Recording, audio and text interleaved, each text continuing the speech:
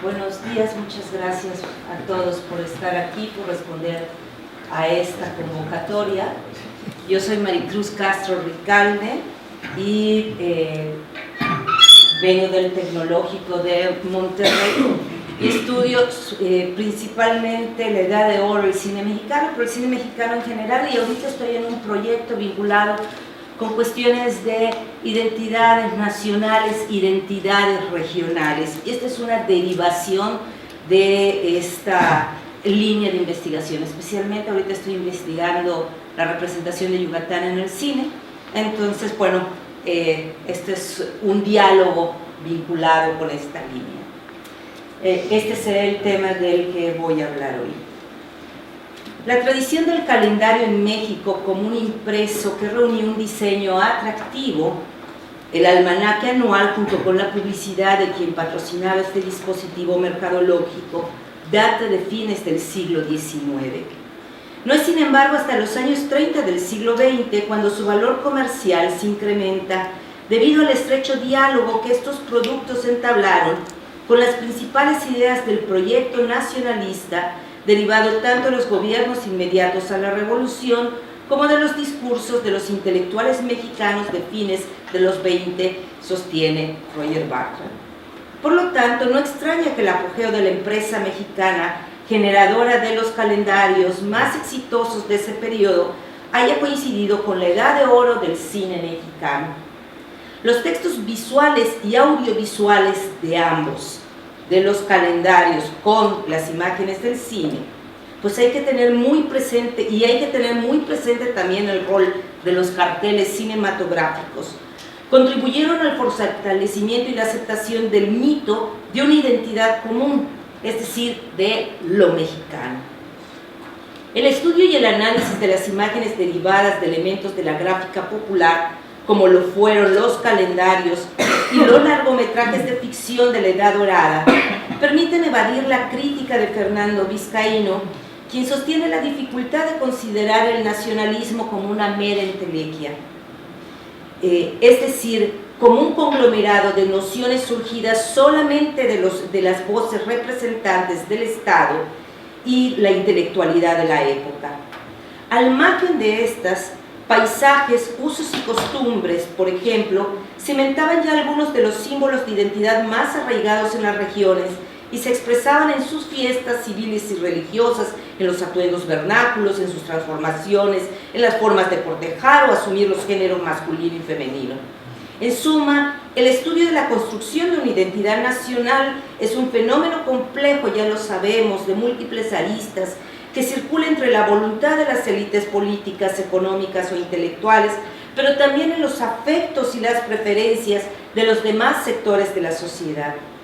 En esta ponencia ilustraré los movimientos de ida y vuelta entre las películas mexicanas y los cromos de los calendarios, así como identificaré los elementos iconográficos más asiduos que contribuyeron a cimentar los imaginarios sobre la mexicanidad. Los ejemplos que proporcionaré se centran en uno de los géneros más significativos del cine nacional, la comedia ranchera, debido a que las imágenes de los almanaques traducen una especial inclinación por representar ese mundo rural habitado por apuestos jóvenes vestidos de charro y hermosas muchachas de trenzas largas y faldas de percal. Casos extraídos tanto de los filmes como de los cromos me permitirá reflexionar sobre los supuestos esencialistas del estereotipo y por lo tanto homogeneizantes, pero al mismo tiempo en la articulación con valores compartidos y válidos para la totalidad del conglomerado social. Préstamos e intercambios. Entre 1936 y 1955, aproximadamente, las imágenes de los calendarios que se colgaban en los hogares y los pequeños negocios funcionaron como ecos de las tramas y los personajes que miles de espectadores habían disfrutado previamente a través de la pantalla grande. Pero el fenómeno también ocurría a la inversa. Las películas más memorables dieron pie a escenas, paisajes, vestimentas que recreaban y finalmente plasmaban en sus obras, aunque no necesariamente era así. Por ejemplo, un filme menor, Adiós Nicanor, de Rafael Portas, de 1937, que hoy tal vez solo recordamos por ser uno de los primeros papeles estelares de Emilio Elinio Fernández después de Janitzio, circuló de nuevo gracias al óleo de Vicente Morales, que con el mismo nombre, Adiós Nicanor, formó parte de los calendarios de línea de galas de México. Sin embargo, si bien el inconfundible bigote y los recios rasgos del también realizador, atuendos vinculados con el occidente del país, elementos de arquitectura religiosa y el abrazo protector hacia la mujer amada remitían al filme de una década atrás, la imagen de Morales evocaba también la célebre canción de Agustín Lara del mismo nombre, ¿no? Juan Arbizu, que fue uno de los más aclamados cantantes de los años 30, también conocido como el tenor de la voz de seda. Junto con la famosa Varita de Nardo de Joaquín Pardavé, popularizó la composición del veracruzano Lara a fines del 29. O sea, en la misma grabación estaba Varita de Nardo y Adiós Nicanor.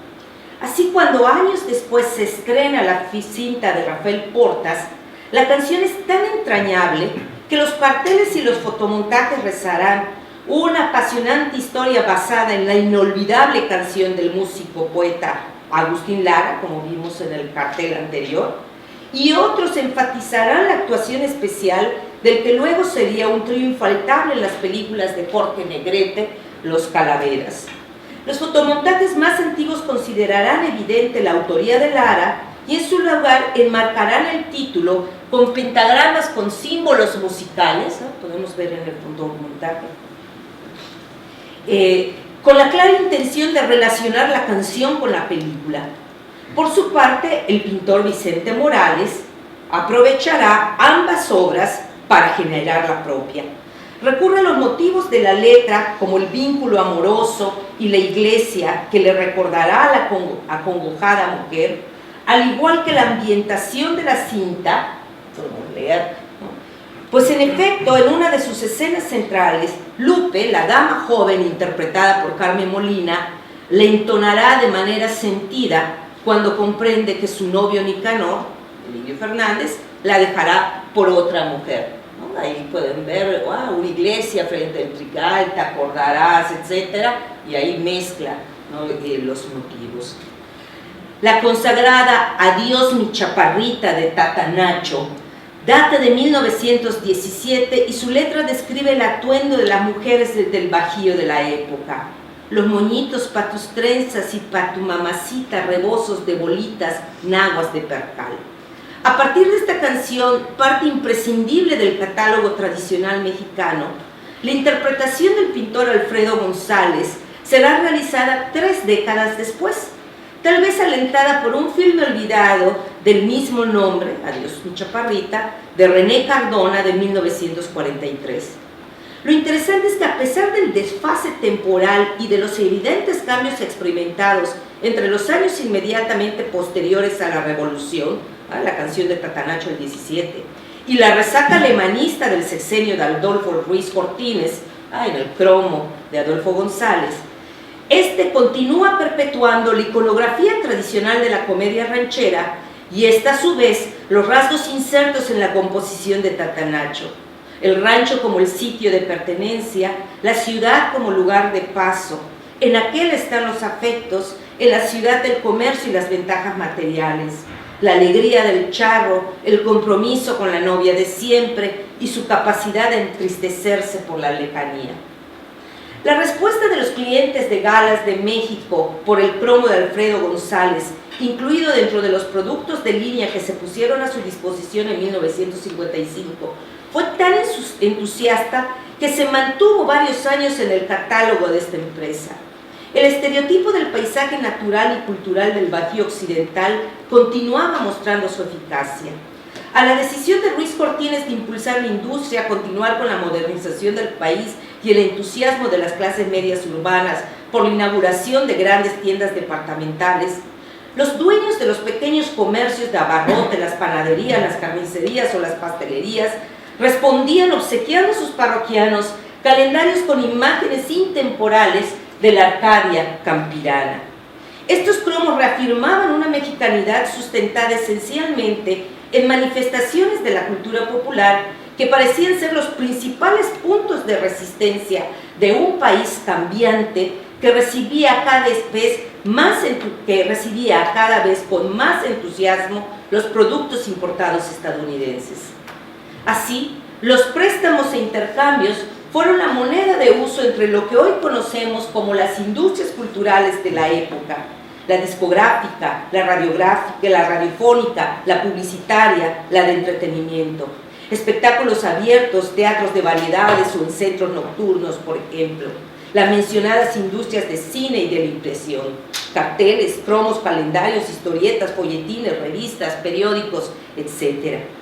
El resultado fue que, como nunca antes en la historia de México, la gran mayoría ciudadana participó en la visibilización de una cultura asumida como nacional y al mismo tiempo fungió como una de sus grandes protagonistas. Las expresiones originadas en todas estas fuentes aportaron lo que Monsiváis denominó aires de familia, y bueno, en este sentido, o sea, podemos ver la entrada de Rancho Grande del 36, ¿no? El paisaje, la guitarra, el sombrero, y continuaremos con estos motivos muchos años después en otros cromos de Alfredo González y otros pintores. Y aterrizaron en lo que ahora Armando Bartra observa: la uniformidad de nuestros referentes nacionales. De aquí que surgieran símbolos que encarnaban la idea de la belleza, la dignidad, el pecado, la galanura, la virilidad o la simpatía, a través de los rostros de María Félix, Dolores del Río, Ninón Sevilla, Jorge Negrete, Pedro Armendáriz o Pedro Infante, sobre todo en los cromos que circulaban. A través de la repetición de las tramas cinematográficas y su perpetuación en las manifestaciones de estas pinturas en los cromos y los calendarios, Félix se convertirá en el sinónimo de la mujer indomeñable, la de espíritu fuerte que prefiere sucumbir a ser vencida, como muestra Dios y Patria del 57 de Jaime Sadurní, quien laboró en las principales empresas de su ramo, la mencionada Galas, pero también en litográfica La Enseñanza Objetiva, Litoliosa y Litolatina. Producido para un calendario de línea, Dios y Patria fue pintado al óleo sobre tela en unas medidas un poco mayores de las que el veracruzano solía ofrecer en los originales, que luego serían sometidos al proceso de impresión. Cuando se ve a la mujer que es enmarcada por la gigantesca bandera mexicana y que empuña un estandarte de la Virgen de Guadalupe, no podemos menos que pensar que en una joven María Félix. En el 57, cuando comienza a circular este cromo, la doña tendría presumiblemente 43 años de edad, por lo que Sadurní debió de haberse inspirado no en la madura actriz de La Escondida o en la de Tissot, de la época, sino en el papel de Rosaura Salazar en Río Escondido, y la temática además es mucho más vinculante, en el que Emilio Livio Fernández y su escritor de cabecera, Mauricio Magdaleño, pergeñan la historia de una joven profesora a la que se le encomienda la escuela del pueblo de que da el nombre al filme.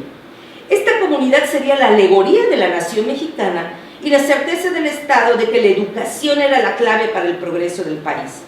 Tanto la fotografía de Gabriel Figueroa como los carteles del 48, probablemente realizados por Josep Renaud, difunden la imagen de la actriz con trenzas, un rebozo que le cubre parcialmente la cabeza y el cuerpo, y dependiendo de la versión del cartel, la imagen de un Cristo crucificado o bien la de un retrato de Benito Juárez.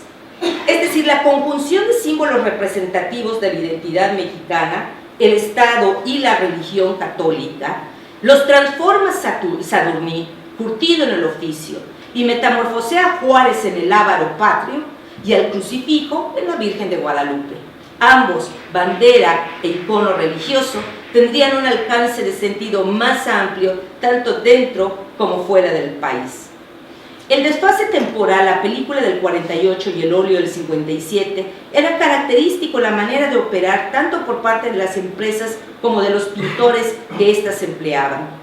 Aquellas ofrecían las imágenes de sus catálogos que con modificaciones de distinto calibre se actualizaban según las necesidades de la clientela, y estos reusaban su obra con el propósito de maximizar sus exiguos ingresos. Entonces, bueno, hay muchos ejemplos en los que en un cromo está con una cerveza y en otro cromo está con una bandeja de frutas y en otro cromo, o sea, por lo tanto nada más variaba, por ejemplo, el producto que se estaba publicitando.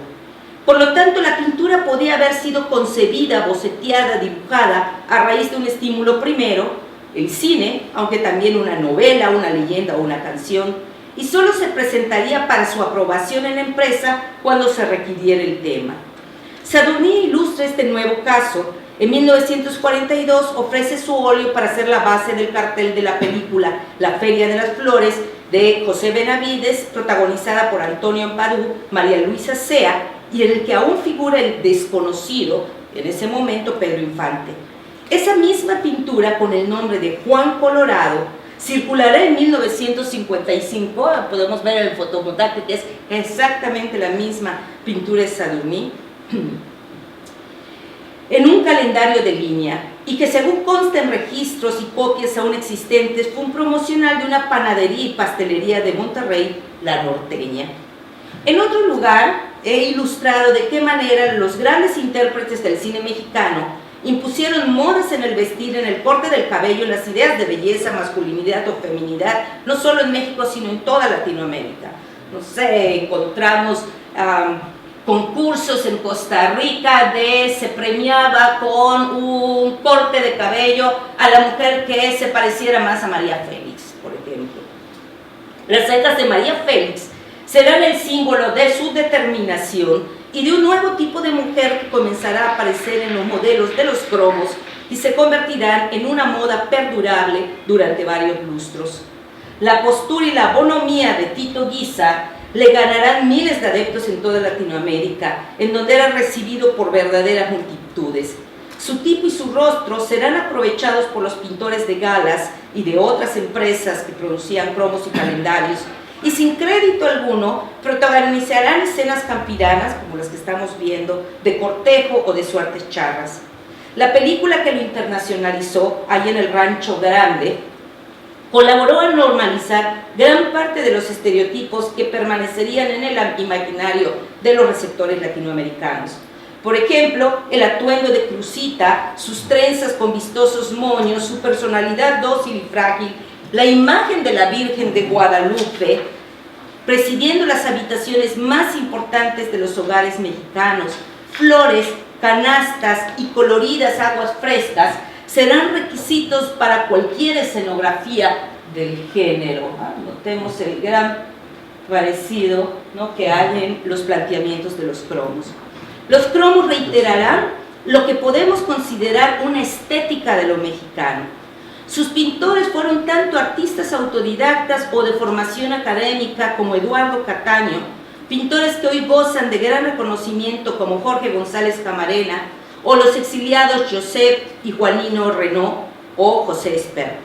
Varios de ellos, lejos de sustraerse de las estampas visuales ofrecidas por el cine nacional, se dejaron seducir por ellas. Su obra complejiza el papel de la cultura popular en el proyecto nacional y abre un suelo fértil para el estudio de lo trans, los múltiples tránsitos de una industria a otra, de lo regional a lo nacional o del centro a las regiones.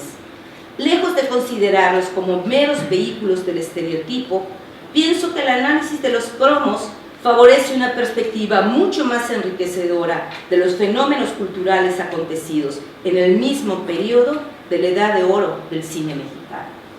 Muchas gracias.